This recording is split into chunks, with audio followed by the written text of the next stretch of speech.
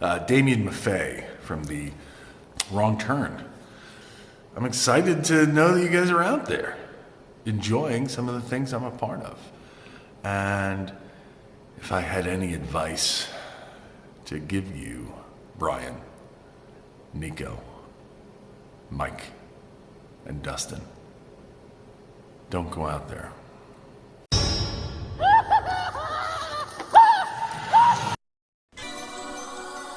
In a world where zombies, ghosts, serial killers, and vampires all exist, it's Nico, Brian, Mike, and Dustin, and they are all that stand between you and the films that could end the world.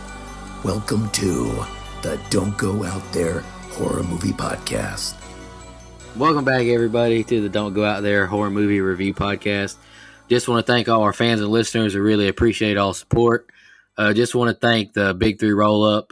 Just want to give them a shout out that we joined them and their network, in case y'all missed that announcement.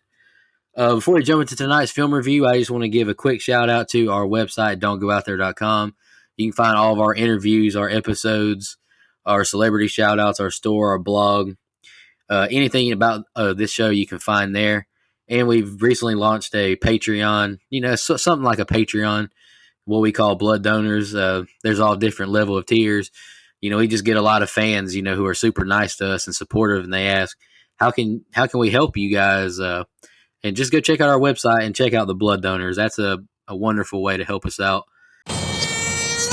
Hey, sit back for just 10 seconds of your time and let me tell you a little bit more about this blood donor thing. So we've launched this new Patreon-esque campaign. It's called Blood Donors. Yeah, I love the name of that, by the way. But we've created 5 donor tiers. Look, it gives you the opportunity to earn different perks with donations in exchange for you helping us keep the lights on. You can earn T-shirts, autographed pictures. You can even join us on an episode of your choice.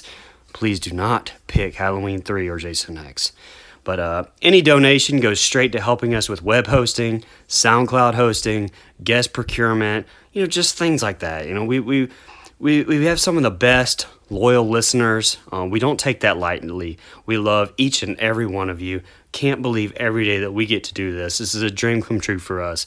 Just go to don'tgoouthere.com, all one word, don'tgoouthere.com, and click donate. And oh yes, there will be blood. And check us out on social media, Facebook, Twitter, Instagram, and on YouTube. We've recently launched our YouTube channel and got all of our episodes there. Just follow us on there.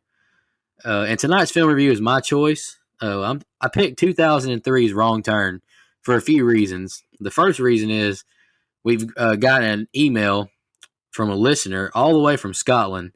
And we thought it was really cool that we've reached so many fans across, globally now, which is awesome. And Wrong Turn was a movie that was on her list. Shout out to Marnie. We really appreciate you sending us an email. That's awesome.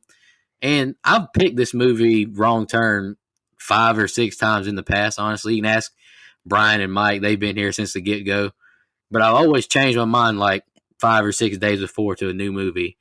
With the recent Wrong Turn reboot that came out, I figured now would be a great time to go ahead and pick the original Wrong Turn, review it. I don't think this movie is a masterpiece, but I consider it just a fun watch. 84 minutes.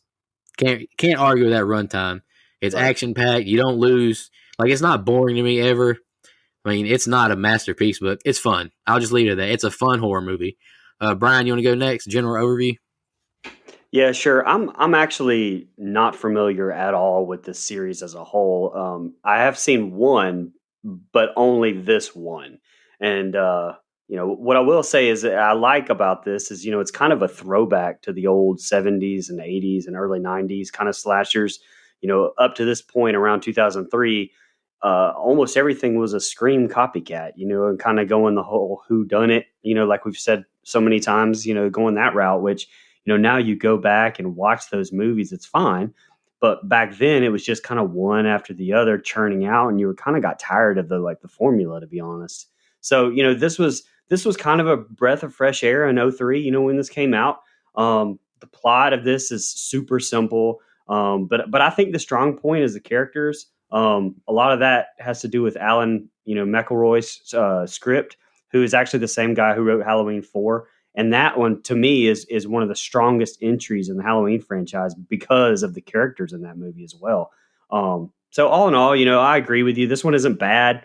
I think it's a solid little movie. Does it have a lot of problems? Yes. Is it bad? No, not at all to me anyway. Mike, you want to go next, brother? General overview. Yeah. So again, this is okay. For a quick brief summary, I don't hate this movie. I don't love this movie. Uh, Partly because I don't really think the premise is all that strong. But it's like you said, Nico. It's a fun watch to a point. It's not just torture porn or anything like some of these sequels get. Which don't even get me started on the sequels in this franchise because, brother, how much time you got? I'm sorry if you like any of these other sequels after this, but I think they're all just pretty fucking terrible. To be quite honest, this one is not. This has some good character work, like Brian said. It's a pretty well written script, I think. Some of the CGI that they do use in the animation ages pretty bad, but that's to be expected in 2003. I understand. It's. I just don't like the franchise, so it kind of taints how I see this movie. But as far as a first movie of a franchise, this is a pretty strong one. Where they took it after this really just kind of bummed me out, honestly, because I do think, even though I don't really love the premise, there's more potential here in the franchise. And the reboot I didn't like either, and I'm sorry for people that do. I just thought it was way too long. I'm sure we'll review it down the road at some point. Um, I just thought it was way too long. I will say there's some really fun, recognizable character actors in this movie. You've got the kid from Air Bud, which is hilarious, who plays Evan. You've got the woman whose name I'm not going to butcher right now from Don't Mess with the Zohan, which is awesome. Of course, the great Elijah Dushku. Those two can call me sometimes. So can Lindy Booth. But there's some really fun, just like, oh, that guy or oh, that girl. Like, I really appreciate that. One thing I will give this movie credit for, and then I'm gonna hand it over to Dustin, is I think the effects, all from the makeup on the Yeah. I'll call them creatures, but that's not really what they are. They're inbred hillbilly people, mutants, if you will. The makeup on them is fantastic to me. I think it looks really good even now. And I think the blood and the gore is actually really well shot. And there's just one kill in this movie that's probably one of my favorite horror movie kills that I can remember. I'll save it, but it's awesome. Yeah.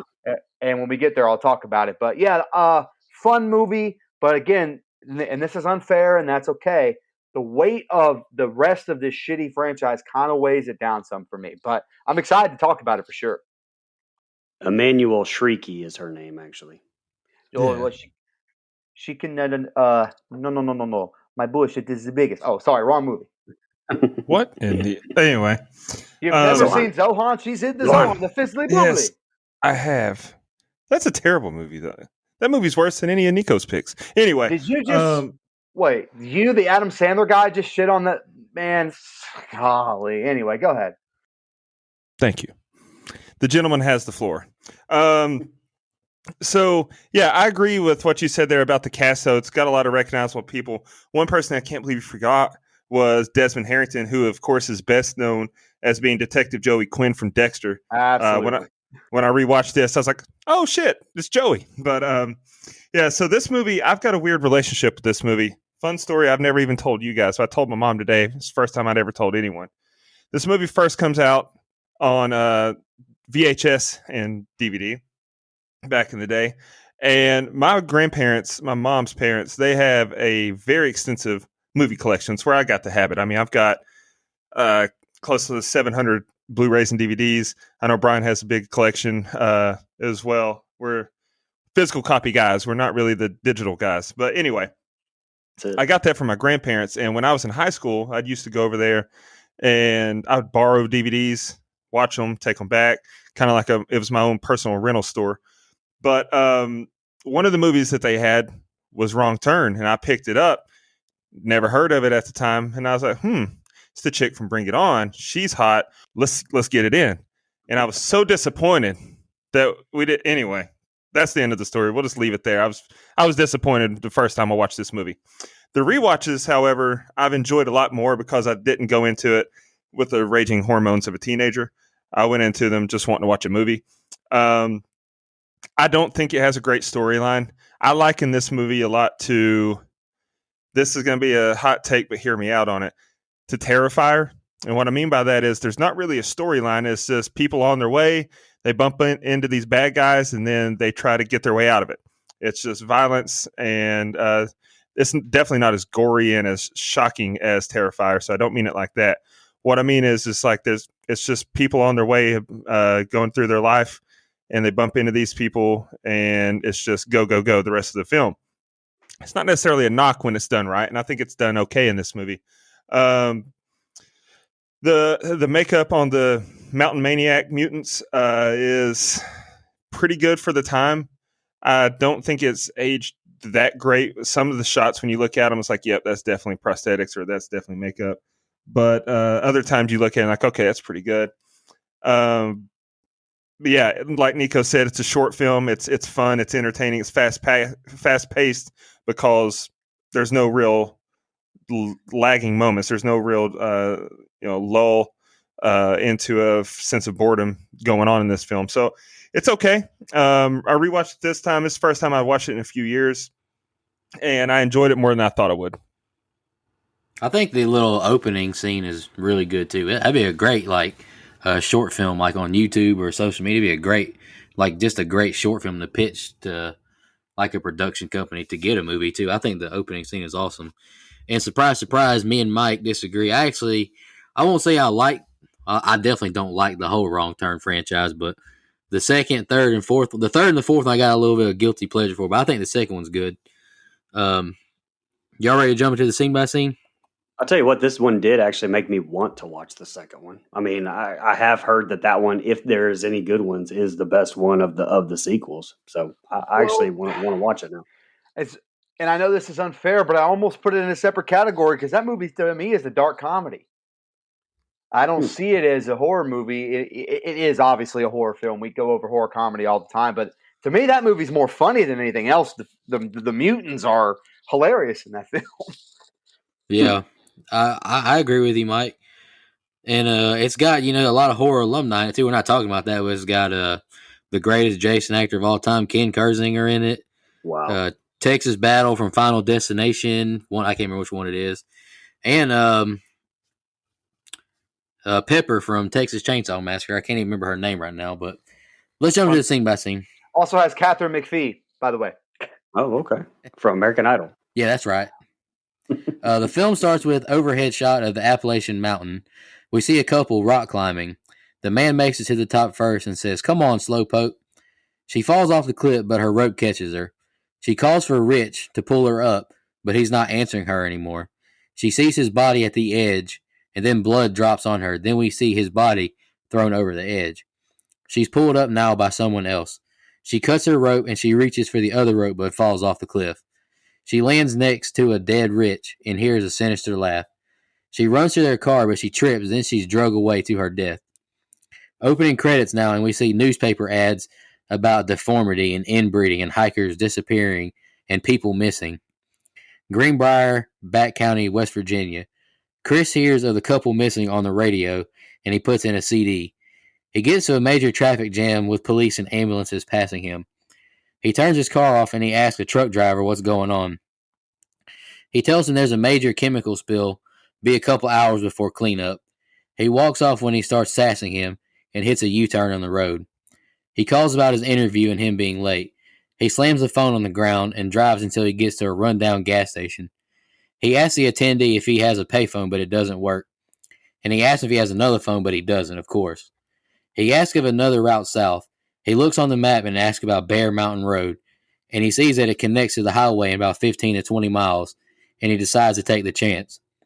The attendee says, "You're the one going to need to take care," as he drives away. Chris drives on and he gets to a fork in the road. He goes left on the Bear Mountain Road. He's jamming out and goes to grab another CD as it starts to skip. He sees a dead deer that distracts him, and then he hits another car in the road. He hobbles out, and the others come out to check on him, and they criticize him for hitting their car. They blew their tires, barbed wire tied to a tree across the middle of the road. Jesse asks if he's okay, and she makes him a mule to help carry their gear. Evan and Francine stay back to smoke while the others go to try and find help. We see a POV shot of someone spying on Evan and Francine at the car. Scott finds a dead mink on the road and offers that to Carly to eat. Chris flexes his doctor knowledge on them, and Jesse tells him he better hurry if he's going to make it to Raleigh. Francine has Evan drop his pants and gives him oral sex. Scott and Carly talk, and she tells him to never bring up eloping if he wants to get in her pants again. And then Scott calls out for other people when they see a fire, but they hear no answer. All right, Brian, that's the 2 opening scenes. What you got for me? Yeah, so this might be a hot take, I don't know, but the opening with the mountain climbers is just kind of meh to me. And this may be a weird thing to like, but the ferociousness of like the lion pools, that's the best part of that scene to me, where you're like, oh, okay, holy shit, But I don't know, at just like 2 minutes of a scene, it just almost feels shoehorned in the movie. Because obviously we've talked about this before. After Scream, everything has to have an opening kill, but usually it at least has to do with the plot. I mean, this one does not at all to me. And I mean, it's just, I guess, letting you know there's danger in the woods, which, as an audience, you already know that. And if you aren't going to show any of the kills at all, I guess I just don't really know the point of it.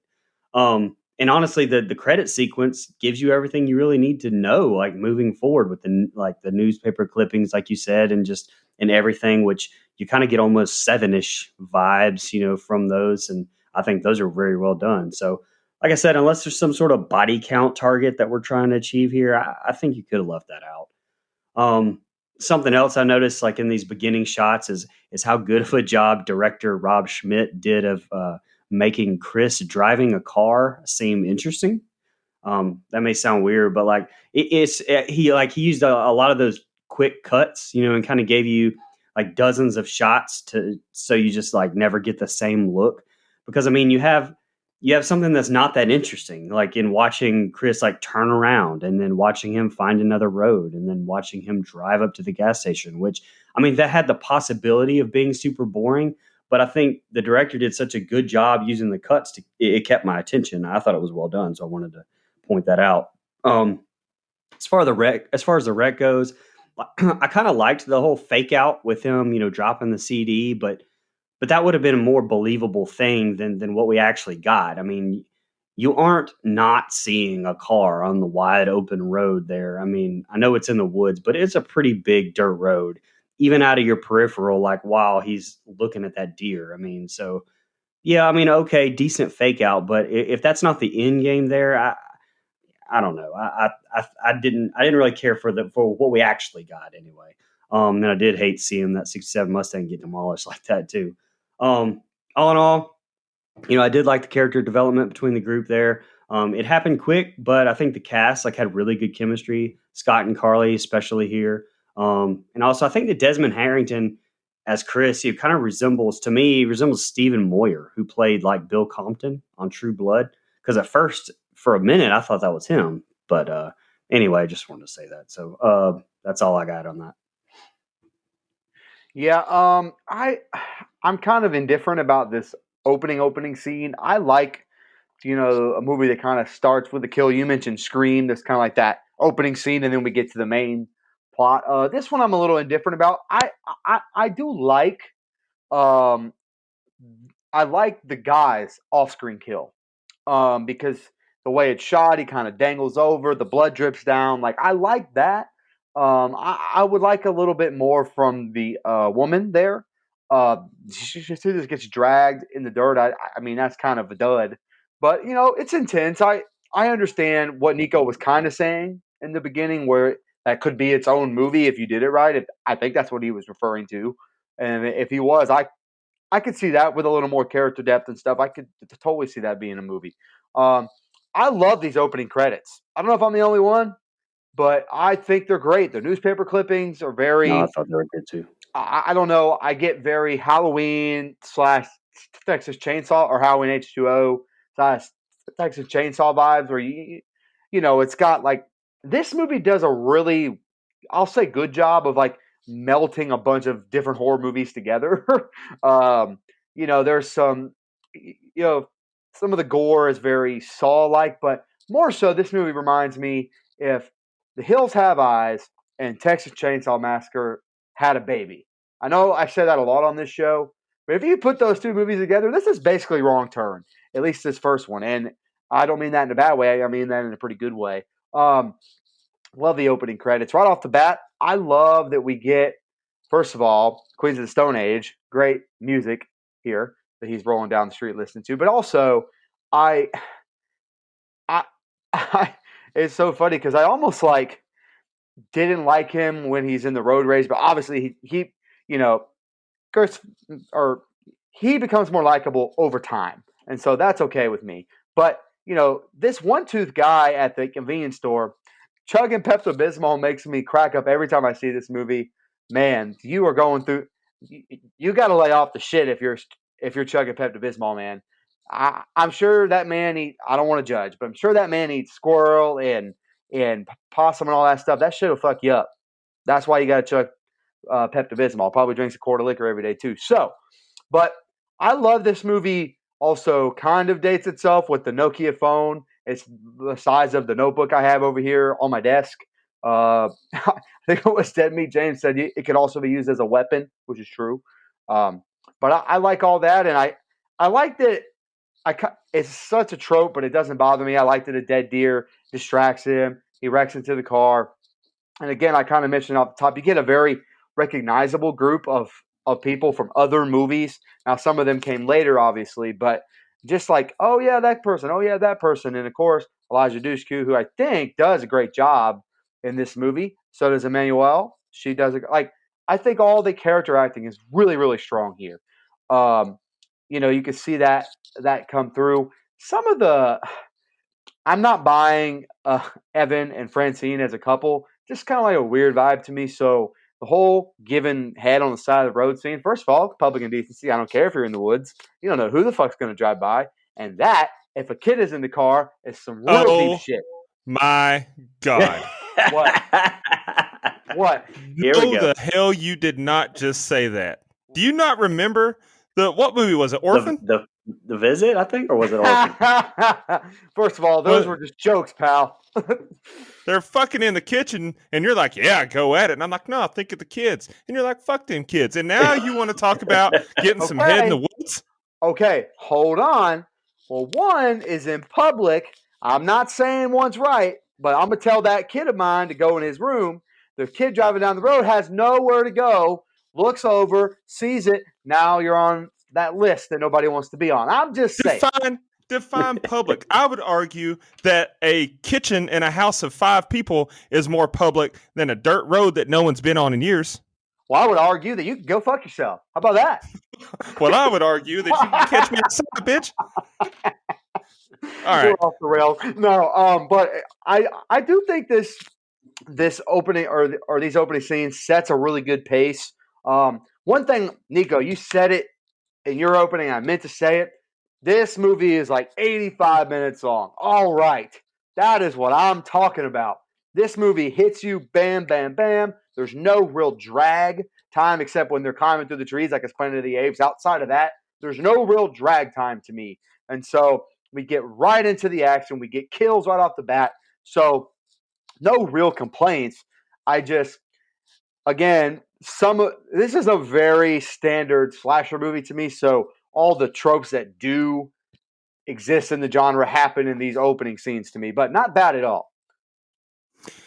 Yeah, so we get the two that are mountain climbing at the start of the scenes here, and it's they do a good job of letting you know in a hurry that shit's not going to be right this entire movie. They don't pussyfoot around with it.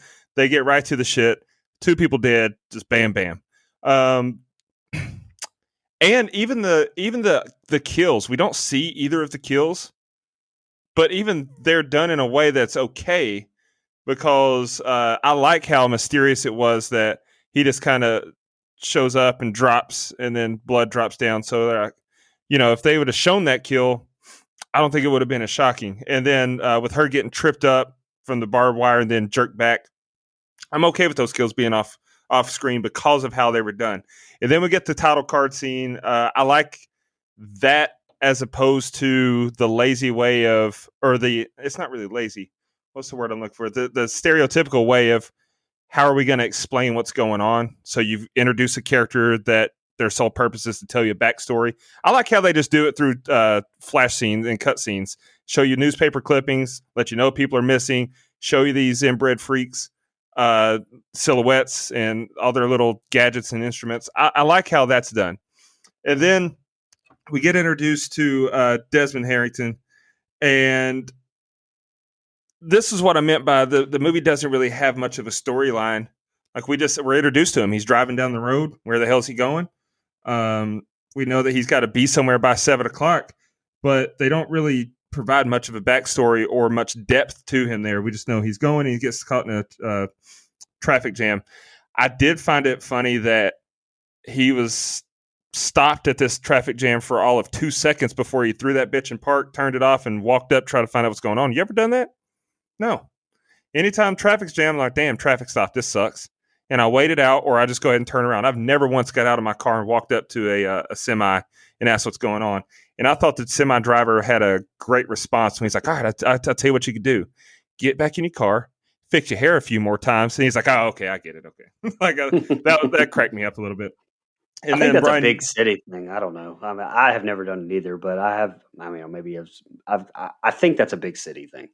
yeah, maybe. I Maybe mean, they're in traffic more. I don't know. yeah, possibly. I don't know. It just still seemed silly to me because if I'm sitting in traffic too and I see a dude get out of a '67 Mustang and just walk off, I might ditch my shittier car and hop in it and take off the other direction. And then, like you said, Brian, you mentioned it. Before we get to that, I did too like the one-toothed guy at the old, I don't know, gas station, convenience store, junkyard, whatever the hell it was. That guy's a Jim, and I hope he's doing well today in real life because he delivered just an absolute award-winning performance in this with his line delivery that I could not understand without subtitles.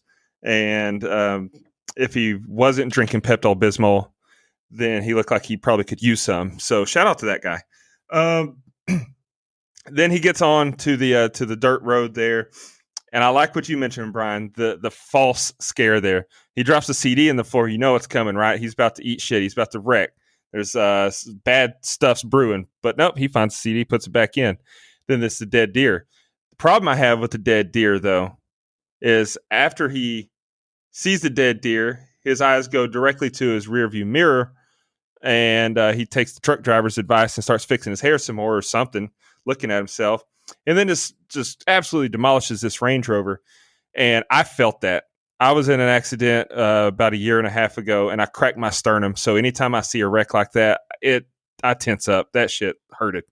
But the problem I have with it, though, is when he gets out, they show what's behind him, and then they show what's in front of him. They show it from both angles there. And he tells him he was distracted coming around the bend. That was the straightest damn road I've ever seen. Exactly. You would have seen that Range Rover before you ever saw the deer. So, huge problem with that. Plot hole. But also, I don't know. It's just the way that they're all brought together irritates me. I feel like all this could have been avoided if you just put Chris in the car with these kids and make it that they're on their way somewhere together and they go down this dirt road and they get the barbed wire. We don't need Chris's little traffic jam backstory. Like, just put them together, because then it would have made it more believable. The chemistry that develops later between Jesse and Chris, all that shit would have been more believable. You could have really drawn on the sympathy factor then, like they've really got to power through. It's just them. I don't want to spoil what we'll get to, but it would have made the final scenes that much more powerful if you knew that they were in this together the whole time. I don't know. Yeah, That just make them trying to have to like set Jesse and Chris up or something. Yeah, I agree with that 100%. That would be good. But overall, it's a solid opening though, because like you said, it's fast paced. We're going. We got action already. We already got a couple deaths. We know that there's some people that have probably been doing meth since they were on the tit. We're going to meet those guys later, and it's we've got a wreck. We got sabotage. The razor wire tied to the tree, so the hillbillies are trying to get them, and so the tense nature, the tense tone is already set. So I like that they do that all while keeping it fast paced and moving. Man, this family's right out of the Wild Whites of West Virginia. Oh, sorry. Yes, they are. Jesco probably co-authored this. Hey, before you go, Nico, I want to back you up on that, Dustin.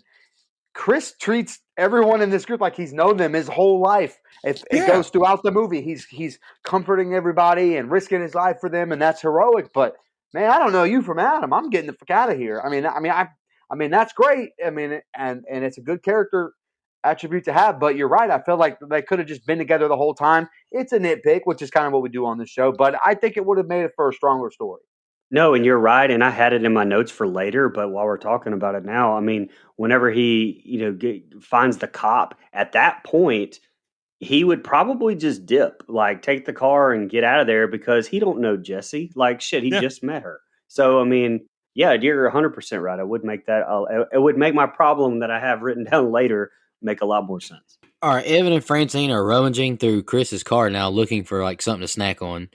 Francine lies to him as she munches down a protein bar when she says that she can't find nothing. Evan walks into the woods, and Francine finds no smokes either, only his medical books. Now Scott, he says he prefers Frank Sinatra over James Brown for a wedding singer. Francine goes into the woods to find him after not him answering to her calls. She finds a shoe and hears rustling. Scott notices he's by himself now and cut back to Francine, and she sees Evan's ear on the ground now. She backs away, and a giant person wraps barbed wire around her mouth, picking her up, killing her. Scott is jump scared by Carly. He comments he could have killed her, and she really scared him. Scott pretends to fall over the safety rail to get back at Carly. Now Carly says she wants a motel, a hot bath, and a lot of orgasms. Chris and Jesse leave on that note. Aerial shot of the country as the four continue on their walk to find help. They make it to a cabin in the woods surrounded by abandoned vehicles. Chris knocks on the door to no answer, so he just is going to enter regardless. They warn him of where they are, but he says, "We have 2 wrecked cars. We need a phone," so they all enter. They see all the mason jars and the record player. Scott asks who lives here in his disgust. They find several sets of keys, and Scott says, "We really need to get out of here." They go to find a bathroom for Carly, and they're welcomed with a paddle falling on them. He says it's like a garage sale from hell. Chris finds a disgusting-looking dinner cooking, and Jesse finds several pairs of sunglasses. Carly finds a bathroom, finally. Chris finds the refrigerator, and Carly sees a disgusting toilet and the teeth jaws kept in the mason jars. Chris looks in a container and sees his human organs. Jesse finds more barbed wire. They go to leave the house, but the tow truck pulls up.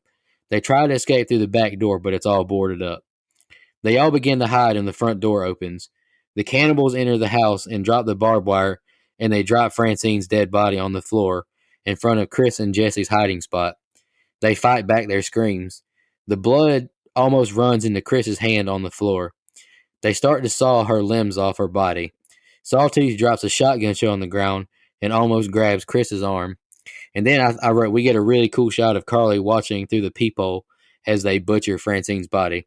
All right, Brian, that's the next 2 scenes. What'd you think? Yeah, so kind of going back to the beginning of the set of scenes here with Evan and Francine, they were actually both in the 03 Dawn of the Dead remake, which I thought was a cool little tidbit. But I thought it was a really good little opening kill, I thought, with Francine. I mean, while she was looking for Evan, I was expecting the whole bullshit fake out that we always get in those type of situations with horror movies where they're like, oh, I don't know where they are. I'm glad they didn't go with that route. They still got their little fake out with Carly, while that whole scene was mirroring Scott and Carly's scene. But so they got it in there, but it wasn't so cringe to me because I think we got what we wanted with Francine anyway. I like the quick shots of the forest, real quick when it pans back, how it pretty much shows you, even if it's just subconsciously, how vast the whole damn thing is. So don't expect these guys getting out of here very easily.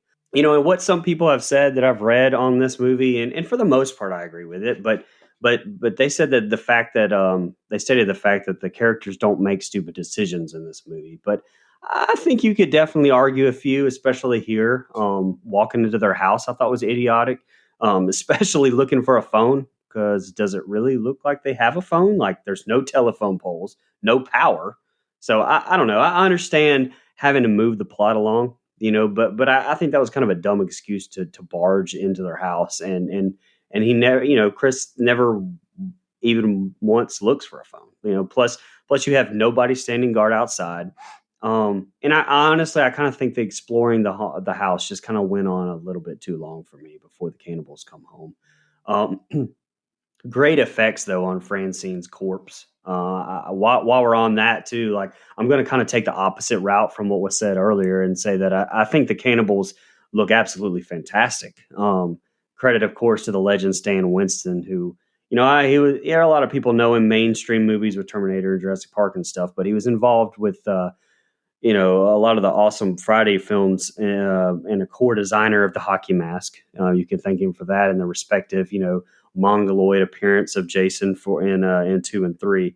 So, props to he and his makeup team, as this was like the second last major horror film that he did and he was involved with before he passed away 5 years later after this movie. And but the effects in this, I think, are tremendous. So anyway, I loved that little bit with the having the blood just drain onto Chris. Getting closer and closer as they watch under the bed. Great tension here in this group of scenes. And yes, Nico ending on that just amazing camera shot. I think through the keyhole, I thought looked tremendous. This is honestly my favorite set of scenes in the movie. And I was wondering, why do you guys think that these cannibals? Why are they so angry? Do you think that they're just fed up with people? Anyway, God. go ahead, Mike. Go ahead, Dustin. Hey, for those of you guys that know, Dustin laughs like Jeff Jarrett. Anyway, so I beg your pardon. you heard what I said. So yeah, I'm trying to think of I have it in my notes, but I don't really want to word it this way because I feel like it's going to get me into some trouble here. But first of all, they made my man Chris carry all that stuff. Come on, man. Man makes a mistake. There was a deer in the road. It happens. Just saying. But I imagine I'm not the only one on this show that would also carry bags for Eliza Dushku if she asked. So, not a problem there. I like the chemistry with these four. I think they're I'm kind I'd of carry glad. her child.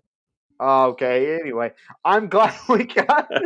I'm glad we and this sounds worse than I actually mean it, but I'm kind of glad we kind of get rid of Evan and Francine. Like I don't really think they're necessary characters outside of being on screen to get killed. So I'm kind of glad we do away with them and we kind of get our four main characters, and really we narrow that down to 3 a little bit after this. But I think that the 4 of them have good chemistry. I like the banter back and forth. And I think, it's really, really strong. Something I want to back Brian up on, as usual, because, we're in cahoots going all the way back to the early days of this show, is I think this, and I know he says his favorite set of scenes, but some of this exploring the house stuff goes on a little too long, like you said. Now, when our mutant cannibals show up, it is intense. It's very well shot. I love the way it's lit. It's not too dark like a lot of like some of the sequels do, like some of the Saw movies I think do, where it's shot really dark and dirty. It's just I love the way it's lit. I think the blood dripping and almost hitting Chris's hand is really, really tense, and them holding back their cries and their screams is also just phenomenal as far as just building tension in the room, because at any minute this mutant cannibal guy could find them, and kill everyone. And so obviously the movie at that point still has about another 50 minutes or so left, but you really feel that in that room, and I think it's really well done. Last thing I really have on this set of scenes is you do get the shot through the keyhole. It's fantastic. It's probably my favorite it's probably my favorite just one shot in the whole movie, definitely in this franchise. But I just think it's really, really cool. And I, even the gore. So the gore, this movie, this franchise gets gorier and gorier as it goes. I don't mean that in a good way, but Francine laying on the table, kind of chopped up, it looks real, which is kind of disgusting. It almost looks too real, and so tip of the cap to special effects, which Brian touched on, just makeup and effects and everything else throughout the entire movie outside of the CGI look really, really good. And Francine laying on the table all cut up, look, it is no different. Didn't know where you're going with that. First of all, Francine, Sir. what a bitch. Just get in that man's car and start throwing his CDs everywhere. You scratch his CD, you need to go watch The Ringer, find out what happens when you scratch someone's CD. You pick it up in broad daylight. Facts. I was so pissed, man. Yeah. But yeah, I don't have a whole lot on these set of scenes other than what you guys said. It is weird. We get to the house here, and like you mentioned, does it look like they have a phone? Like if there was a scavenger hunt, you could probably find all kinds of things other than a phone. You could find some hepatitis, you could find some drugs, you could find some moonshine, some inbreeding bodily fluids, but no phone. What are you doing here? And it's a dumb excuse going home, but I get it. Like you're desperate. You don't know when the next time you're going to find a house is. The scene where they're underneath the bed there or table, whatever it is, and he drops the shotgun shell. I hated that because it does bring some tension to the scene when he's feeling around for it. But have you ever dropped something underneath something and then just blindly reached around for it more than once? If that happens, I just get down and look for it. And so that to me wasn't really believable that he would just keep feeling around until he found it. But maybe that's because he doesn't have a correct chromosomal makeup. I don't know. The shot where he's under there and the blood starts coming over to him, I thought that was really well done. This movie does have some of the better fake blood in the movies that we've done. There was a movie I watched recently, and I just couldn't get over how bad the fake blood looked. And this movie was made well before it, and it looks that much better. So shout out to the effects team on that. And yeah, I mean, the last thing I got that you guys haven't touched on already, so we'll keep it pushing here, is the keyhole. Like you guys said, that's one of my favorite things that movies do in general. It reminded me of Jeepers Creepers at the end when we're looking through and we see the eye.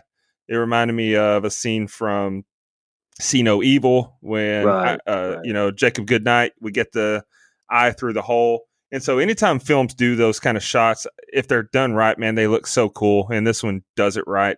And so, yeah, I just wanted to give another shout out, give them their flowers for such an incredible scene. All right, later that day, it's nap time for the cannibals.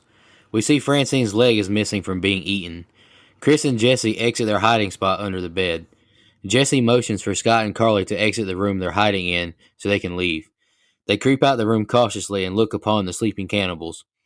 Carly mistakenly kicks a can, but it doesn't awake them. Chris holds onto the spring so it doesn't make too much noise as they exit the door. Chris looks and sees that Sawtooth is awake, so he runs and tells them all to run. They run up the hill and see the tow truck drive off. They make it into the woods and Carly cries that she can't, and Scott encourages her. They make it into a field of old abandoned cars. They hide when they hear the tow truck pull up. The cannibals exit the truck and look around. Scott has a military plan of dividing them and stealing their truck. Chris runs in one direction but takes a gunshot to the leg. The cannibals chase after him, but then Scott runs in the other direction to distract them. The girls get to Chris as he tourniquets his leg. They get him to the truck and they drive off with it as Evan's body falls out. And Carly cries again, being annoying. I think Carly's kind of annoying in this movie.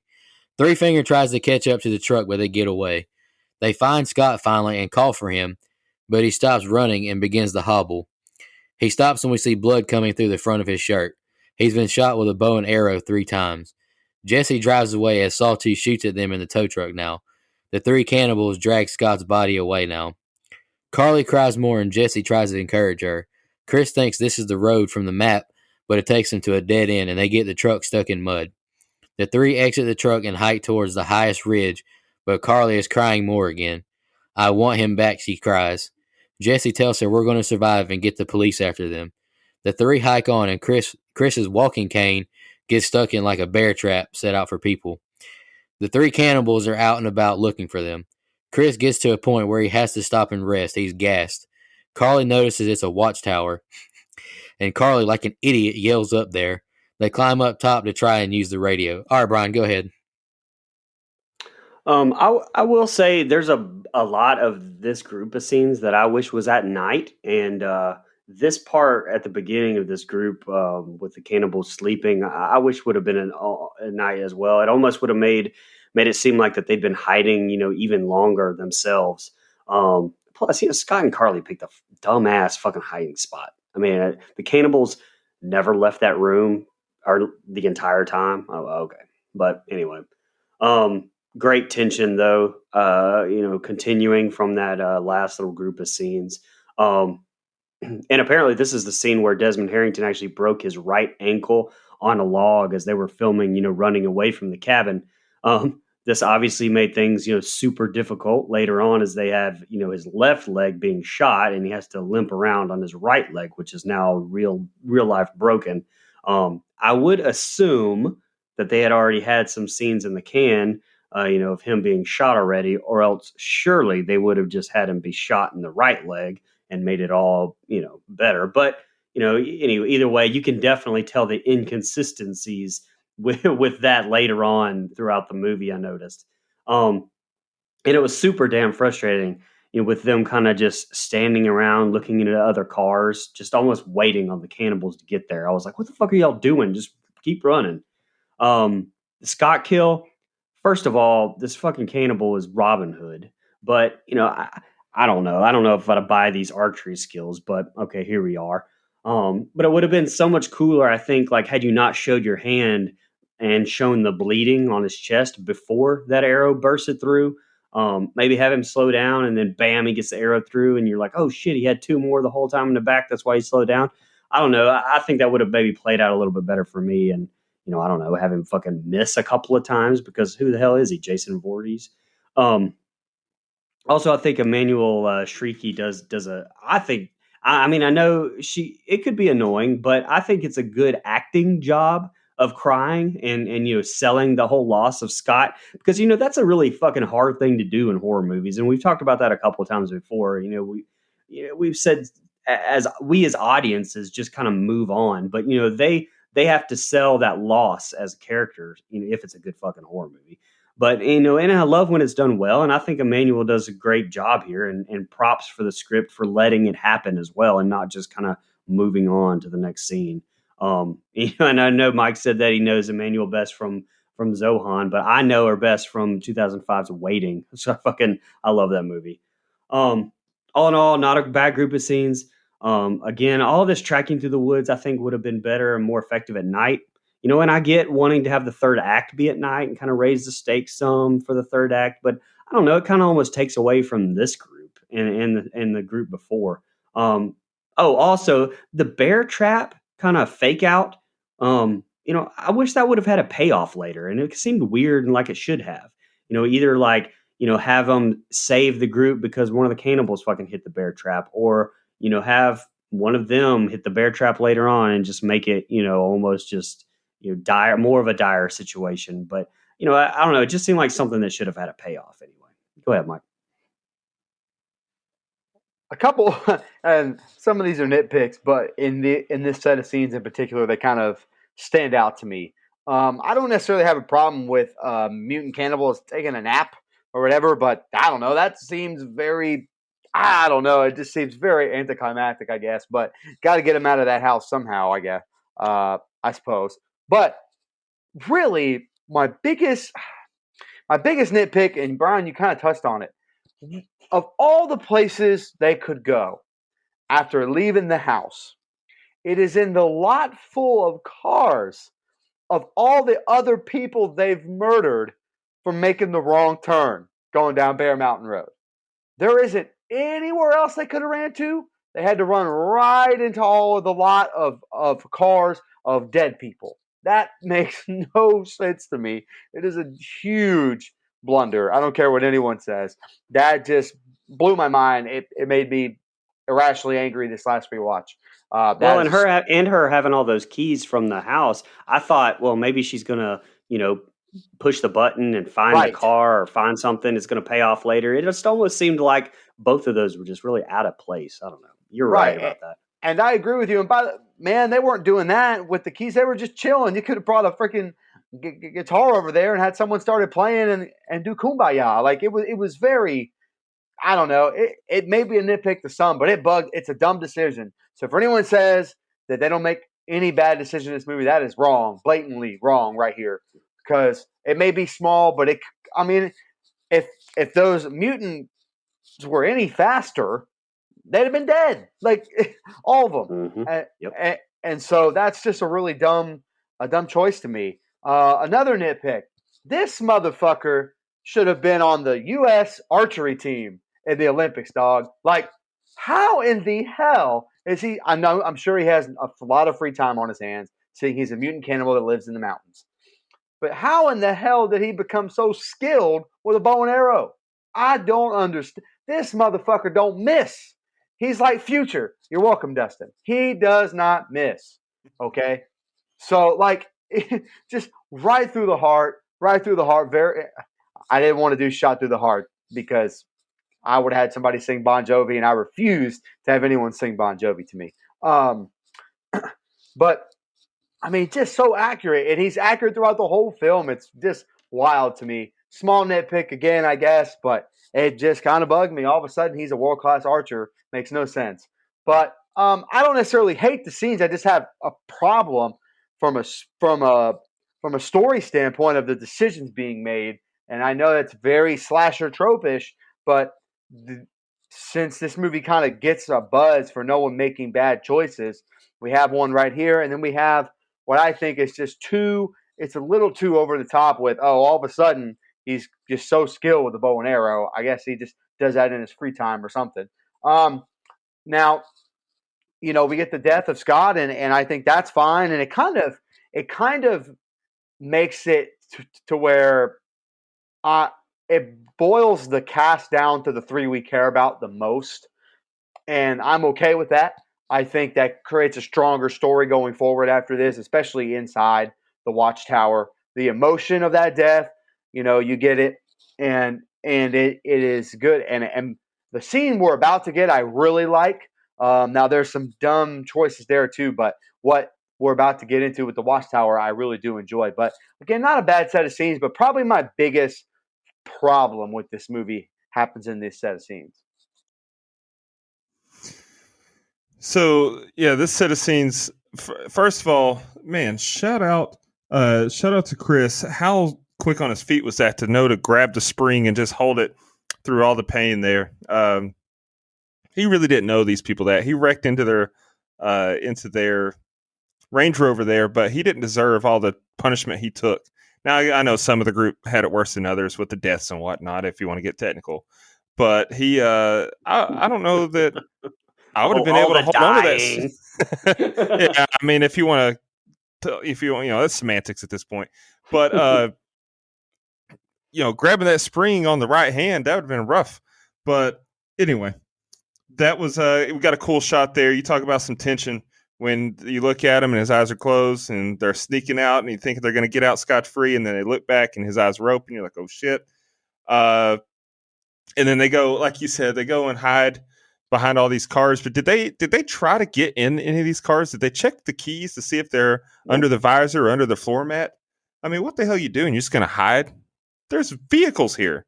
But anyway, then,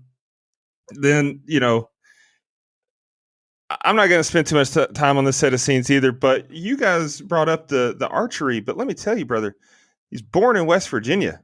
It's ingrained in their DNA.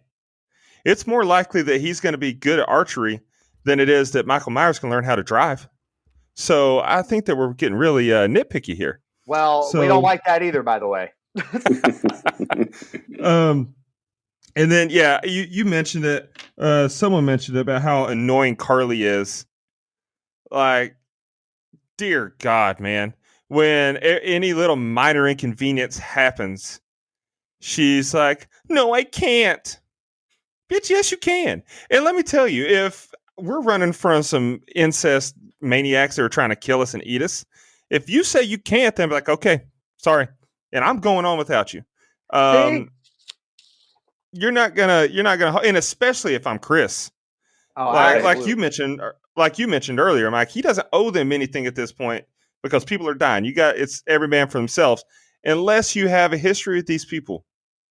If you grew up with these people and they've been your friends and your lovers for your whole life, and there's some kind of emotional connection, which makes sense if they would have had them all arrive in the same car, then we're talking. But he just met these people.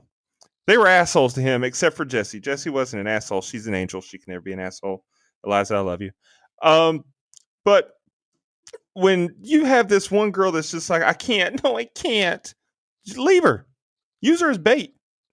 Get out of there. Save yourself. So, and then when we get into the Watchtower in the next set of scenes, she proves once again to be the biggest liability in this film. Does she ever? I'll let Nico take it back over, then we'll get into that.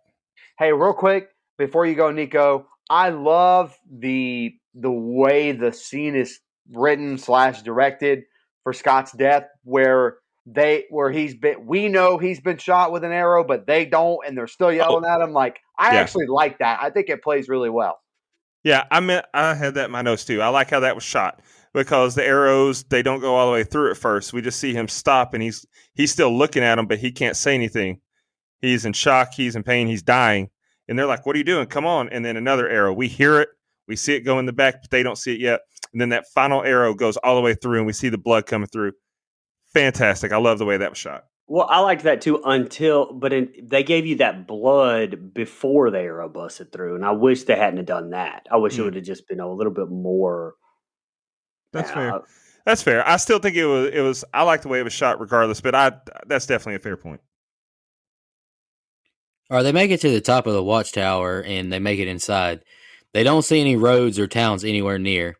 Carly says positively that we're all going to die. She's such a burden. Jesse finds a first aid kit and they patch up Chris's leg wound. Carly finds the radio and Jesse calls out for help, and Chris looks on. He spots the cannibals and tells them to hide. They're about to pass by, but the radio goes off, alarming the cannibals. Carly grabs the mic and tells them to help us. The cannibals climb the ladder, and Jesse tells them they're in a watchtower and they've killed our friends. Chris starts to block off the entrance to the watchtower. They smash Three Fingers' hands in the door. The cannibals snatch the radio wire from them. They realize they've set the ladder on fire, trying to burn them out of there. Carly breaks the window and says she'd rather jump instead of burn to death, which I'm kind of inclined to agree with. Chris jumps first into another tree, followed by Carly, then Jesse, who just belly flops onto a limb, and I just wrote, ouch. Three Finger climbs after them, and the three climb on. Jesse is almost hit with an arrow, and Carly backs up to the tree as an arrow almost hits her. Then Three Finger cuts her head in half as the rest of her body falls down the tree with an axe. Chris and Jesse climb on, and he tells her he has a plan. They're going to knock Three Finger out the tree. Jesse lures him to her by calling out his name, or just, like yelling, come get us, or whatever. And when he appears, Chris hits him with the limb, knocking him smooth out the tree. Chris and Jesse climb away, and the other cannibals make a battle cry when they find Three Finger on the ground. Jesse and Chris make it to a waterfall and watch the cannibals march past them. And I love this part. Chris nonchalantly says, "Sorry about your friends." She tells him last week her boyfriend broke up with her, and within 20 minutes, all her friends planned this trip to cheer her up, and now they're all dead. It's not your fault, he says. He holds her as she cries, and they go to sleep. And the next two scenes are ending. Go ahead, Brian. Sorry about your friends. and that's the thing about that group of scenes is that it's like, that's not supposed to be funny. And it's like, I did not buy that whole exchange between the two of them at all. I've kind of felt like they wanted a soft moment, but then they get, sorry about your friends. Yeah. So I don't know. It's like I said, such an up and down group of scenes. Like, is very high points, and then some parts that I fucking think are so stupid. Like you can 100% tell the Watchtower scenes were filmed on a set, and not on location like the rest of the movie was. That whole green screen landscape super noticeable and like definitely takes you out of this. I think it's bad. Another big gripe I have is the plot. There's no way you can hear that radio that high up. I mean, sorry. they should have seen like the light or something, or I don't know. I definitely didn't like them just hearing the radio click on from that high up. Um, and shit, as well as how fast that fire started. They must have had some I don't know, gasoline, something going on down there, because that shit got big quick. Um, and then we get to my least favorite part of this entire movie, I think, with jumping onto the tree and the branches. Like, it made for good little visuals, but come the fuck on. Like, because they're perfectly fine for the most part after doing this. I mean, when apparently in reality, Emmanuel Shrieky actually even dislocated her shoulder falling through this shit too. So I don't know. Speaking of that, though, I will give her death 5 stars. Holy shit. Like, definitely my favorite of the whole entire movie. Definitely the high point of the set of scenes. I love how it shows her eyes like dilate. Just fucking fantastic shot. Um, but oh, by the way, Chris, his shotgun wound miraculously healed, I guess, by that peroxide. I don't know, but he's booking it through those trees. No limping. Everything's perfectly fine. And I kind of already touched on this a little bit, but the way the movie ended, or the group of scenes ended, just kind of felt forced. I mean, it's just like they wanted, like I said, a soft moment, but I didn't really buy the exchange with Dushku and her being upset and blaming herself. Love Dushku, but that wasn't the best acted scene. Maybe it wasn't the best written scene. So Dustin will like that a little bit better. But at this point, I'm kind of hoping that the movie kind of picks back up and it ends strong after this group. Yeah, so I'm kind of like you here, a mixed bag, a very mixed bag. Because on one hand, I enjoy the way some of this is shot. A little bit of a not shaky cam, but almost like there's a lot going on here. Let me move the camera around. During the whole Watchtower scene, really. Now, you guys mentioned Carly really proves she's a liability. There are points where it's almost hard not to yell at the TV. She's rude to the person on the radio, which is just the dumbest thing you could fucking do. And first of all, how convenient for them to find a radio. I know it's a Watchtower. I understand. Just still, very damn convenient. Middle nowhere, West Virginia to find it. But anyway, whatever. That's a nitpick, I will admit to.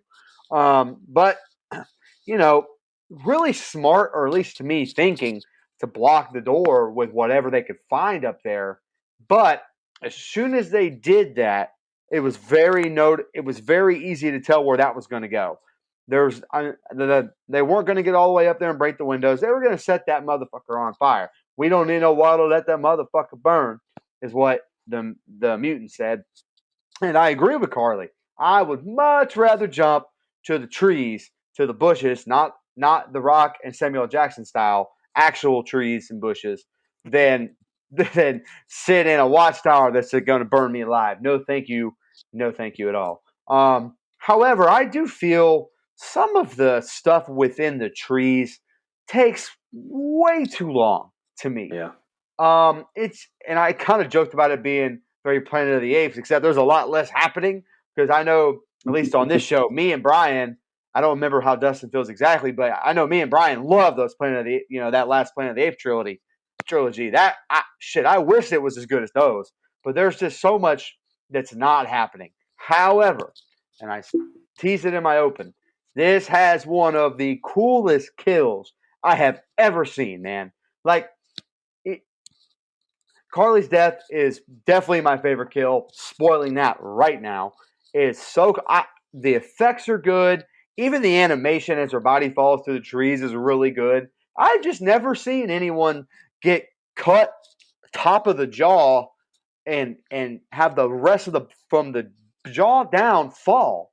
So like top of her mouth and everything else still attached with the axe. But everything else falls like that. What a really cool and creative kill. You see the eyes dilate like Brian mentioned. That's really cool. So probably the best part of this set of scenes is that kill to me. My issue with the movie earlier about Chris not really knowing any of these damn people kind of leads me to my problem. Now is not the time to fall in love. I know a traumatic experience can bring people together, so that's fine. but it's just there's too much other shit going on for you guys to fall in love while mutant hillbillies are chasing you with all kinds of shit. Like I just kind of like you, Brian. I don't buy it. Plus, and I want to point this out. Elijah Dushku should have been saving herself for my brother Dustin, one of the best guys in the world. You shouldn't have been throwing yourself around with Chris, by God. Sorry, that's all I got. Also, Yeah. I would also like to sit under that waterfall though, because it's beautiful. Sorry, I just had to change the pace. So Yeah, you're saying you want her to call Dustin sometime. Let's just get this out there. Look at that alley oop.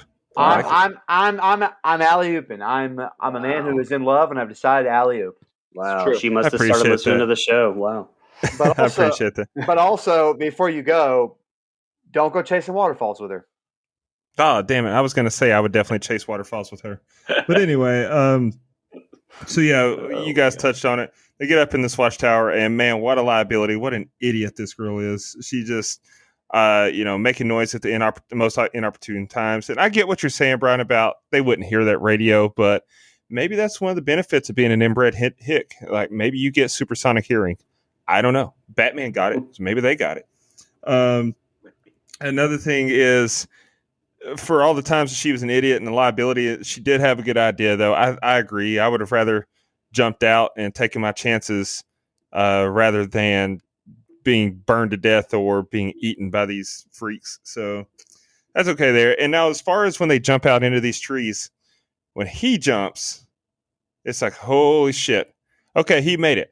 I got to be honest with you. I did not expect either of these girls to make that because he launched himself. And when she jumps, when who was it that jumped first? Was it Jesse?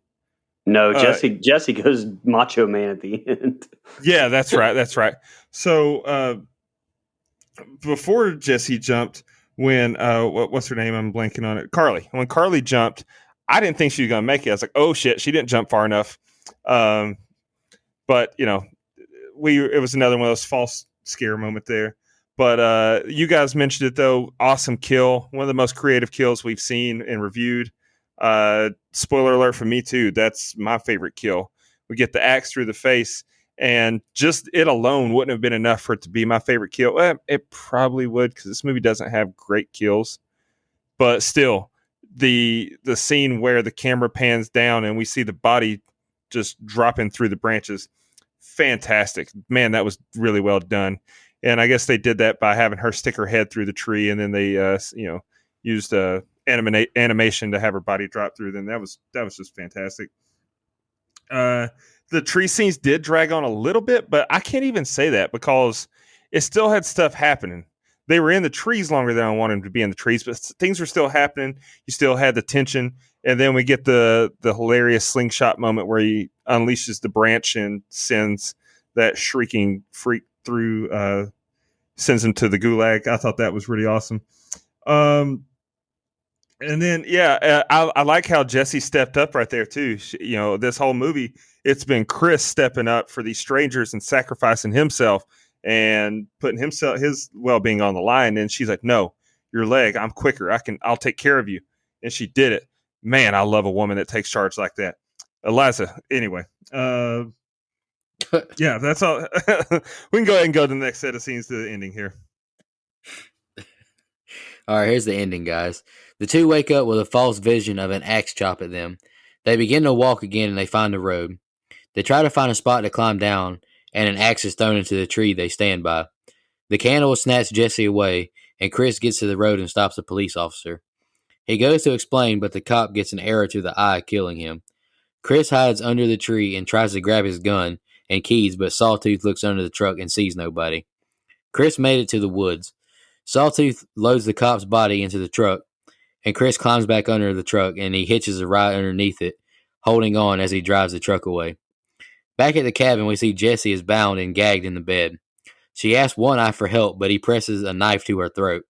Sawtooth makes it back to the cabin, and Chris lies on the ground under the truck. Sawtooth drags the cop's body in the house. Chris crawls to the back of the truck and hears Jessie's cry for help. She watches them hack the cop's body limb from limb. One Eye puts a knife to her neck again.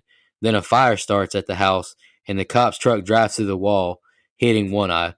Chris throws a Molotov cocktail at Sawtooth and sets him on fire. and then stabs him over and over with what I think is just a wrench. Chris unties Jesse's hands, then Sawtooth attacks Chris, throwing him into the wall. He hacks at him with an axe repeatedly. He chokes Chris against the wall, and then Jesse gets free, and she grabs a bow and arrow and shoots him in the back of the neck. Three Finger appears and hits him with a bat repeatedly, like in the arm area. Jesse hits him with a board, but he kicks her to the ground. Chris wraps barbed wire or a chain or something like that around his neck, and Jesse impales Three Finger with an axe to the chest shoulder area. The three see all of them still alive, and only one gunshot left. Jesse kicks one eye away as he grabs her. Chris shoots the gas tanks on the back of the cop car, causing a giant house explosion. The two drive off in the tow truck, and they stop at the gas station. The attendee hides away as he sees the truck arrive, and Chris hobbles to the mat, ripping it off the wall. Chris and Jesse share a head nod and drive away. The end credits roll, then we see a cop make it to the cabin to check out what's happened. The cop walks around the rubble, and we see a POV shot behind him. We see Three Finger behind the cop with an axe, and he shouts that evil laugh and hacks at the cop. And then the real end credits roll now. All right, Brian, what do you think of the ending? Oh man, I completely missed that end credits scene. Yeah, it's like a 30 seconds after it starts. Man, no, I did not even watch it nor know it was there, because I even have on here, I was like, how the hell is Three Fingers in any of the sequels? So no, that explains it. I didn't realize that. I don't. The ending to me is another mixed bag. Kind of let me go through this here. Like the man's leg, Chris's leg, was back to being hurt at the start of this group of scenes. I did love the jump scare of the axe, hitting right by Chris's head as they just find the road. I love that the movie kind of lured you into this false sense of security, and then bam, just kind of took it away there. Also with that cop kill through the eye, great effects there, great execution all around. Nitpick, my man Chris got to go for the gun first there. I mean, you don't risk, maybe they saw you get under the car and hide. Got to grab that gun there, man, because then it's ball game. Which is why he didn't, because script. But let me just say, I hate this in all horror movies. That whole trope of like hiding under something and then they look and they're not there, they got away. I don't, like you would have been ninja stealth, getting out of there and wouldn't have been seen. Also, you mean to tell me that Chris, after being shot in the leg, all the blood loss over these 2 days, all the shit they've been through, jumping into a fucking tree, has the strength now to hold on to the bottom of that car all the way to the house? Thank you. I mean, the core strength you got to have to do that. Hell, maybe he does have some core strength. I don't know. Maybe he does CrossFit. Hell, I don't know. And besides for the plot, like why the hell did they decide to kill everyone else on the spot, but they took Jesse as prisoner? I kind of thought that was a little bit of that doesn't really make a whole lot of sense either. And can we talk about the recklessness of my man Chris here? How he decides to just Kool-Aid man bust through the front door with the truck. How did he not know that he wouldn't kill Jesse with all that craziness? And I don't know, the end fight scene was just okay. Like the whole quote, "I'm not really dead" kind of monster comes back to life when you think they're safe. That whole cliche, I think, was used way too many times. It was used like 4 or 5 times here. And so I don't know. I had some problems with the ending. But it was all right. It was just all right. Yeah, so there's a little bit too much, a lot of movies to kind of poke fun at. There's a little bit too much monster comes back here in this set of scenes to me. And, Brian kind of touched on that, but I couldn't, it really, but because, again, I know they're mutant, whatever, but they're not otherworldly. They're not, possessed by demons or whatever the fuck. Like, they're just weird looking human beings. Like, I don't know. I felt like it was very, very out of place to me. I will say this set of scenes has probably another really cool kill in it, and it's the cop with the arrow through the eye. That thing came out of nowhere. I fucking love that kill. It's not as good as the one I really hyped up earlier with Carly, but I think it's pretty damn cool, man. I love the way it's shot. It's out of nowhere. By the way, we get another horrible horror movie cop. Like, man, if a man with a limp and blood everywhere comes to you and said there's dead people back there, I would just take that man seriously at his word. Or, like you said, Brian, I punch that cop in the face. I grab his gun. I get in the car and I take the car up there myself. F all this playing around nonsense.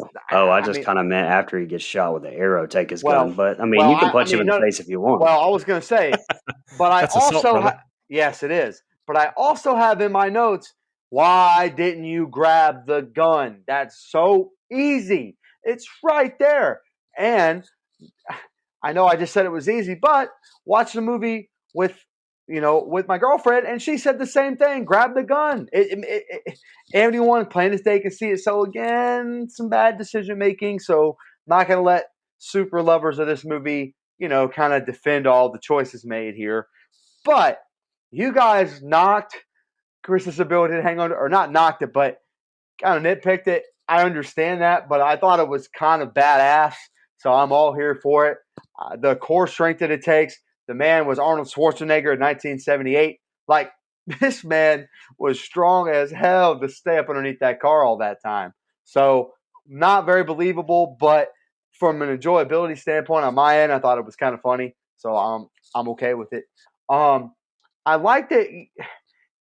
So I like that we kind of bring the fire full circle that he, because they tried to burn them alive, and now here he comes, trying to burn them alive, and he runs someone over and sets him on fire.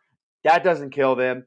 He stabs the guy over and over, doesn't kill him. It takes, it takes Jesse kind of getting up out of the bed and hitting him back with an arrow, and even that really doesn't kill him. He had to set the whole thing on fire. So while I didn't hate it, I didn't think it was a special way to end the movie, but I kind of like I mentioned, I like the fire, kind of smoking them out, setting it all on fire, especially when he shoots the gas.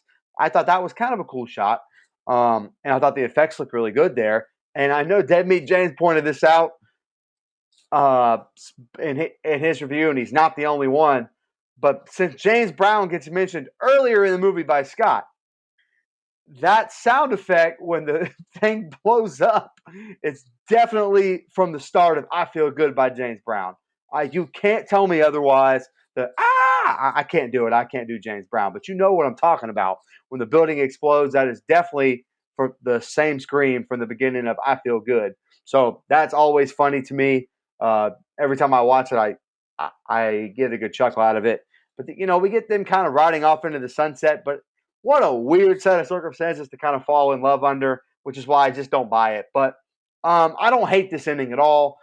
I do like that for the rest of the franchise, those two characters, as far as I remember, are dead outside of Three Finger, which, well, whatever, that's fine. But I do like that we don't have, we actually have stakes in this movie. But anyway, yeah, so that's pretty much all I have.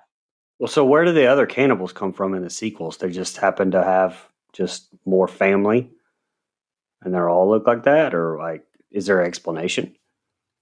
Yes. Yes. 2 is family. 3 is just Three Finger and his son, and 4 is a prequel.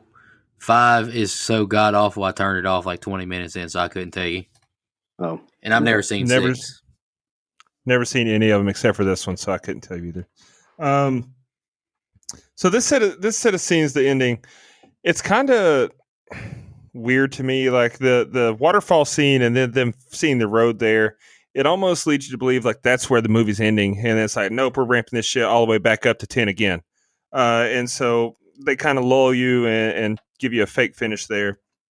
Now with the cop getting shot through the eye with the arrow, and same thing with homeboy earlier getting shot in the chest with the arrow. One of the things I'm not ever going to do is complain about arrow deaths, because if you remember back when we reviewed Valentine, I believe it was, I said we need more bow and arrow deaths, and by God, this one's got 2 of them. We do. So I'm happy with it. But yeah, you mentioned it, Mike. What are you doing, pal? Like, he's got a gun, and you're just gonna be like, I can't find the keys. Let's just take off. Bro, his keys have to be there. He just drove off. He just drove up. His keys just evaporate. No, find those keys. And then another thing, like Brian mentioned, he lost a lot of blood in this movie. He's been shot in the leg a long time before this, the previous day.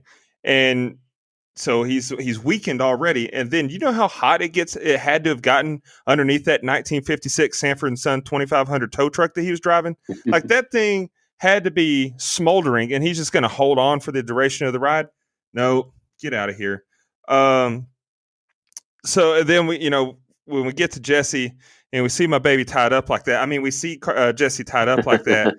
I damn near jumped through my screen, but that's okay. I get it. It's acting. The finish was, man, there was a flurry of events, right? Like there's all kinds of shit happening. And you're right. He just drives through the wall like the Kool-Aid man with no regard for Jesse or anyone else. It's like, well, here I come, like it or not. And I thought that was funny.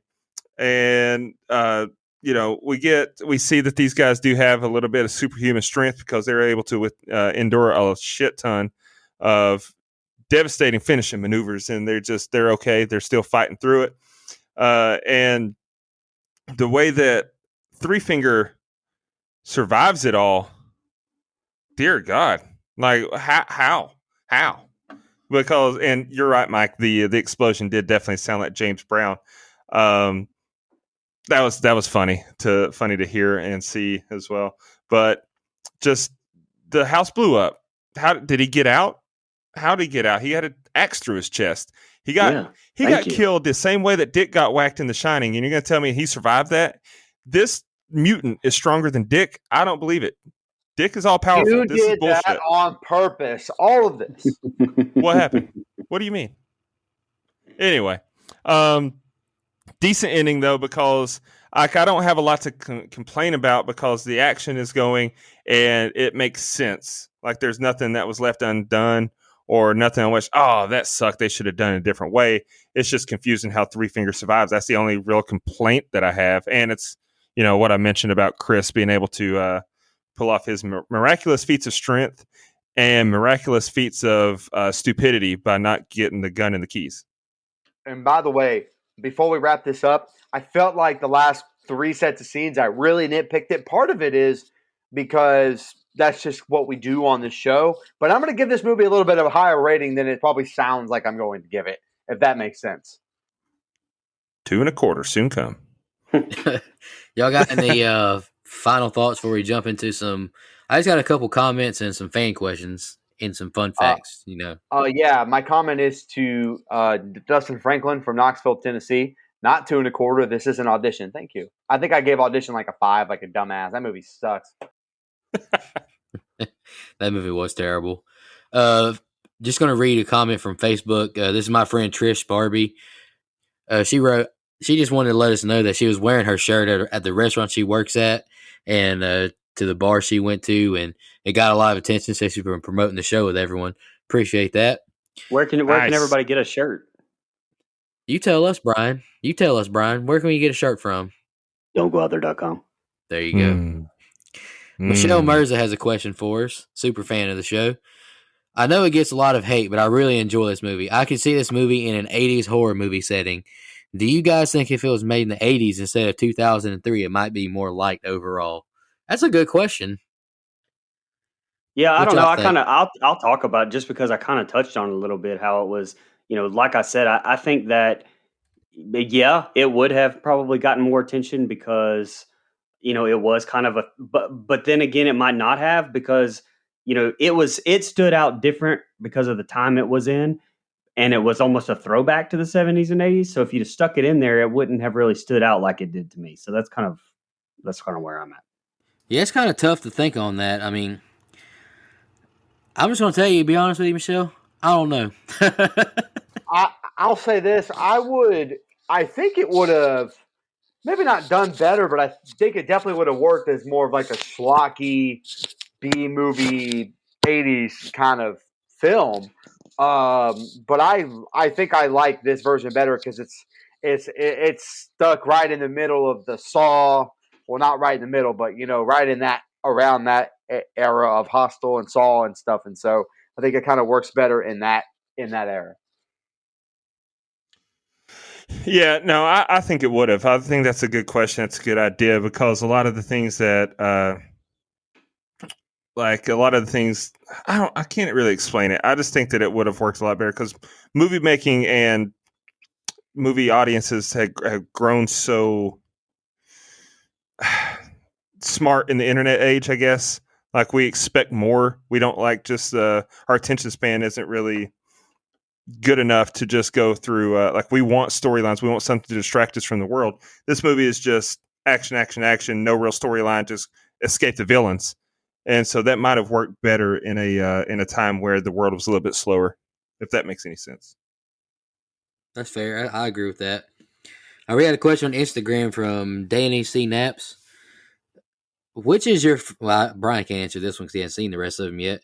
Which is your favorite Wrong Turn movie, and which do you think is more scary, Wrong Turn or The Hills Have Eyes? And she said she can't wait to listen. Appreciate the support. I'll go first real quick just to give y'all some time to think on it. My favorite Wrong Turn movie, honestly, is Wrong Turn 2, slightly above this one. It's just a fun movie, and it's incredibly. It's like so off the wall and weird, like Mike said, and it's real different. It's a really different horror movie. And what do I think is more scary? I think The Hills Have Eyes is scarier. I like that movie a lot too, and I'm gonna pick it down the road. I think the Hills Have Eyes remake is awesome. Who wants to go next? I'll go ahead and go real quick. My favorite Wrong Turn movie is this one. I don't necessarily hate 2. I know I said the rest are dog shit, but again, I kind of like put 2 in a different mind or like a different part of my mind. It's almost like not part of the franchise to me, even though it has, Three Finger and stuff. Like I just see it as a completely different genre of horror. And so I kind of block it out of the rest of the franchise because 3 through, 7 or whatever just don't really click for me. And I didn't love the reboot, which I had really high hopes for. And as far as Hills Have Eyes or this movie, I'll take the remake of Hills Have Eyes is fantastic. And I also have a lot of love for the original one as well. So I definitely would pick the Hills Have Eyes. Yeah, so I haven't seen any of the other Wrong Turn movies either, but I'll go ahead and tell you which one's my favorite. It's the one with Eliza Dushku in it. This one. All right, let's just knock out our fun facts real quick. All of mine are from IMDb. Eliza Dushku did a lot of her own stunts for the movie. Shout out to her. That's awesome.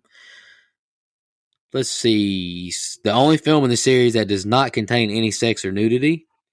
Several of the cast and crew were covered in poison ivy throughout the filming of the movie. This was due to the chairs being placed in what was first thought to be a group of weeds, only later to be discovered as a patch of the rash-causing plants. Hate to see that. The female lead character, Jessie Burlingame, was named after the heroine in Stephen King's novel Gerald's Game. During one of the last scenes in the movie, Eliza Dushku actually set actor Julian Richings' Three Finger on fire. Hate to see that. Anybody got any fun facts? I said all mine. I've got just one. Well, you mentioned the fact that this is the only film in the series that does not contain sex or nudity. So imagine my disappointment when I borrowed it from my grandparents and then I find that fact out. It's like, damn it, I should have just waited anyway. And then the other one that I've got is Emmanuelle Chikri. She dislocated her shoulder performing her fall through the trees. And you can actually hear her shoulder pop on the production track in the theatrical sound mix.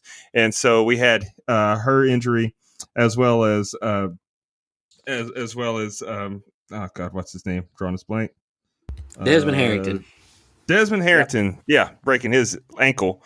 And so pretty tumultuous filming for the cast on this.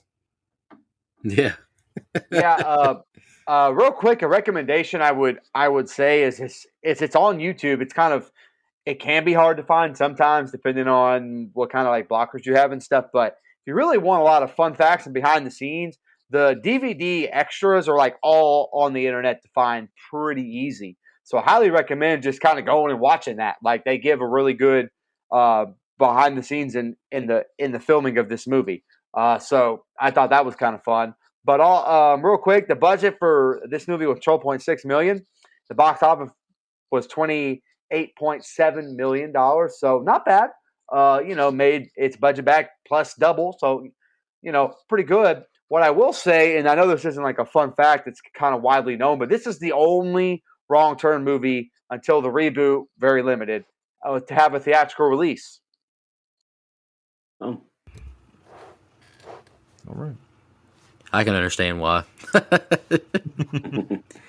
All right, let's jump into our favorite kill, least favorite kill, and the rating. Does anybody in particular want to go first tonight? Go ahead. I'll go first. Okay. So that way Nico can kind of go last on his own movie. My favorite kill, I already said, it's Carly. It's not even close. My least favorite kill is probably Evan because we don't really see it ever. He just kind of falls out of a truck and that's it. Okay, fine, whatever. So that's it for me. Look, I kind of nitpick this movie because it is the kind of slasher that I do enjoy. And so, of course, I'm going to nitpick it a little bit because it has all the tropes. Characters make dumb decisions and stuff like that. But at the end of the day, this movie is only like 85 minutes. It gets its shit in and gets out. Like, like it's a quick shopper at Walmart. It gets its shit and you leave. Like, I like that about this movie. And so I'm going to rate it a little higher than I would a movie that may be a little bit better put together, but it just takes a really long time to get there. So for this movie being short and entertaining watch, not great by any stretch of the imagination. It's not The Shining, it's not Psycho, it's not Halloween 78, but it's a fun watch. I've watched it a lot in my lifetime because of that. And so all that being said, I gave it a 6.5, which I don't think is a knock. I think it's a pretty fair rating. Consider there's just a lot of nitpicks that go into the movie, but I would watch it again.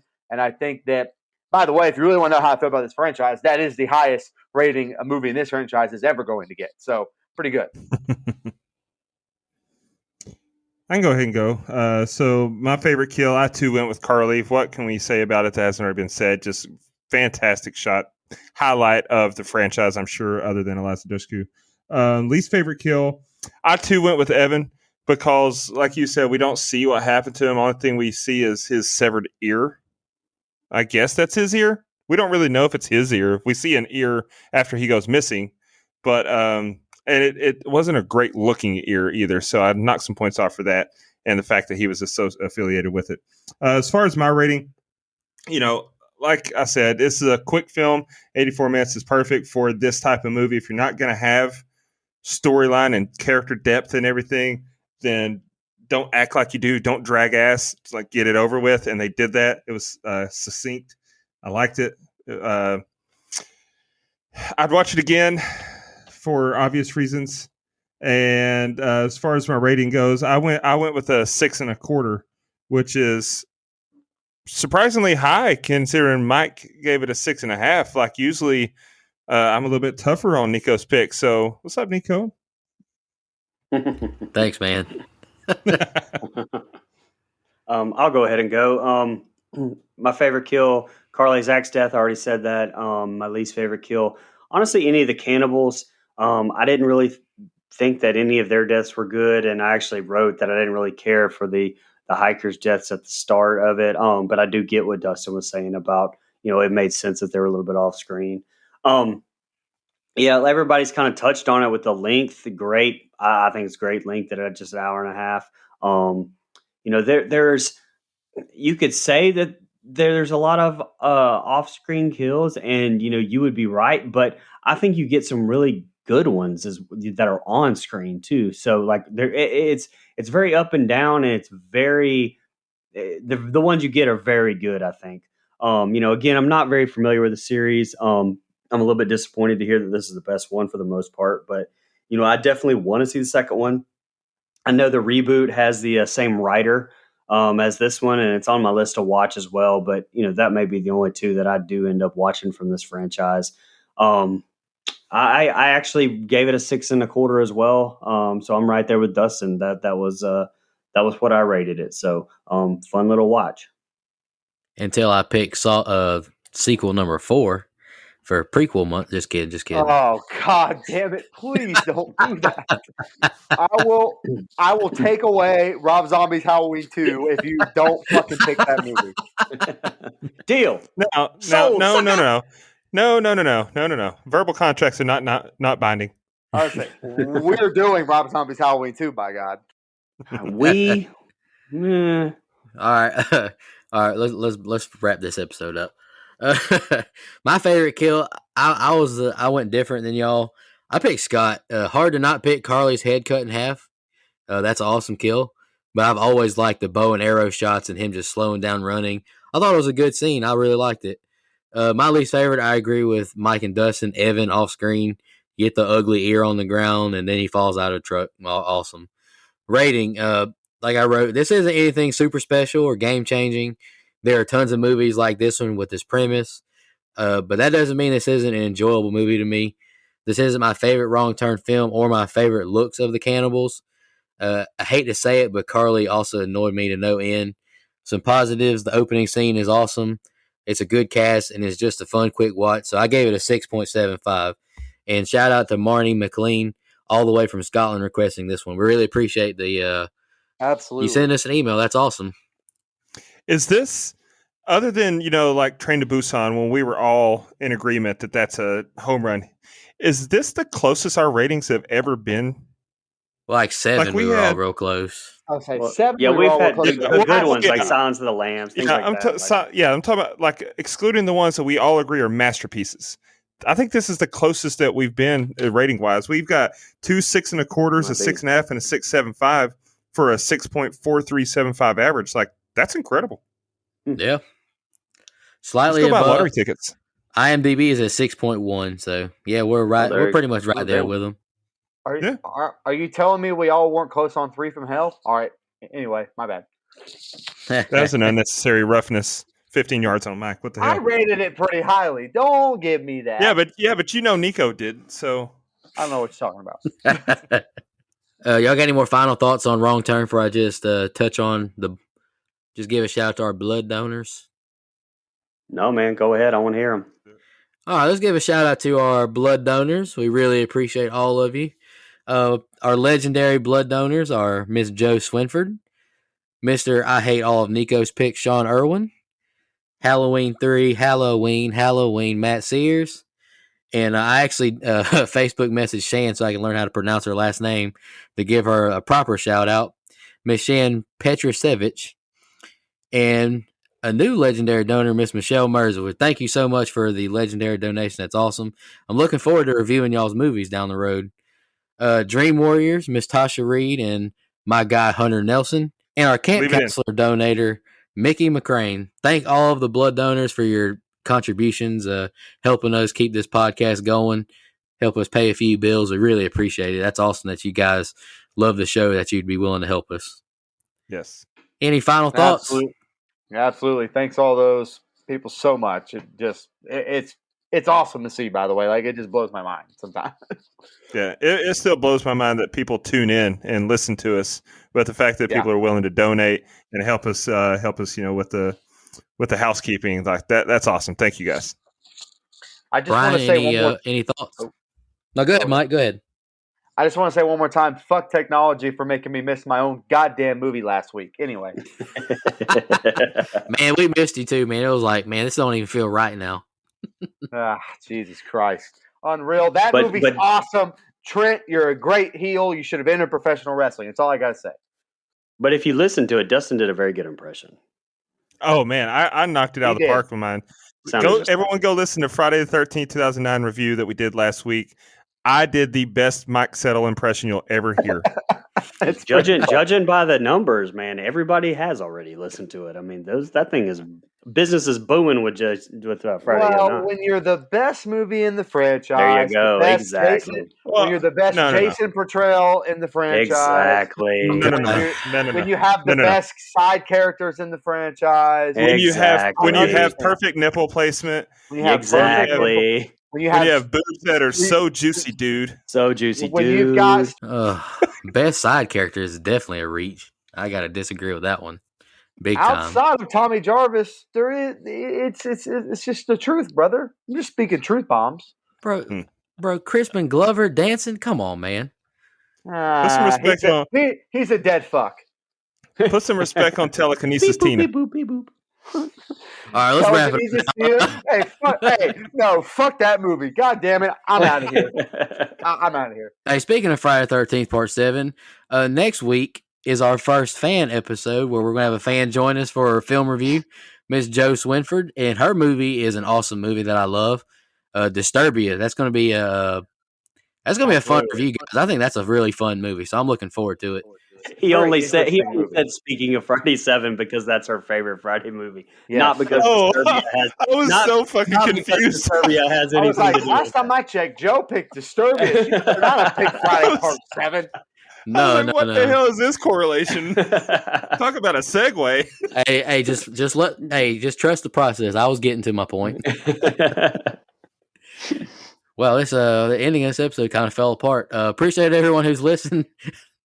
If We you're really still appreciate listening, all the thank you. support. Yeah. If you're still listening, thank you, and don't give up on us after all that. Don't stop believing. Oh, Hold there on to you that feeling. All All right, Hey. Through the heart, like no. Scott was. Oh. all right, y'all have a good one. We'll be back next week with Disturbia. Just want to remind everybody,